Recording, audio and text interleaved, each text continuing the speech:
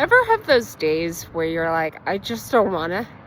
You don't have a great excuse of why not to, just besides the fact you don't want to.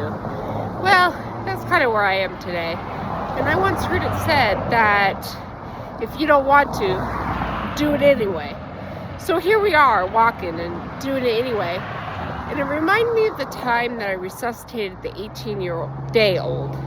So I was working in the ER, minding my own business, eating my snack at the nursing station, which I'm not supposed to be doing, when I get grabbed by the shoulder.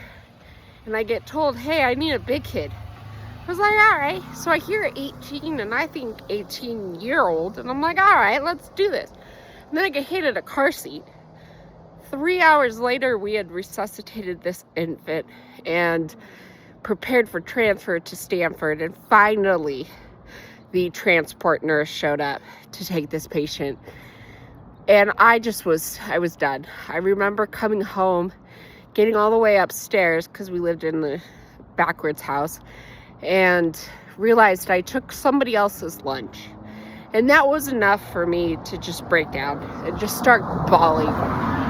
The next day I was on ambulance, and I showed up to ambulance, and my EMTs knew right away there was something wrong. I was not vibrant. I was dead. I went to the boss and was like, hey, I would do anything to not work today.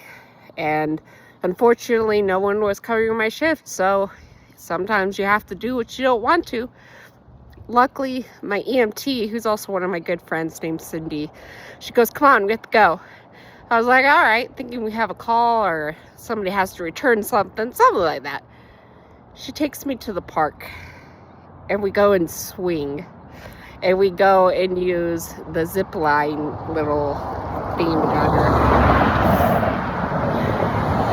And that right there was probably one of the most healing things anybody has ever done for me. Because that day was the definition of I don't want to. But you know what? Sometimes when you don't want to is the time that you have to do it anyway. And it's the time that makes the most difference. For those of you who don't know, my name is Catherine, and I'll catch you in the comeback.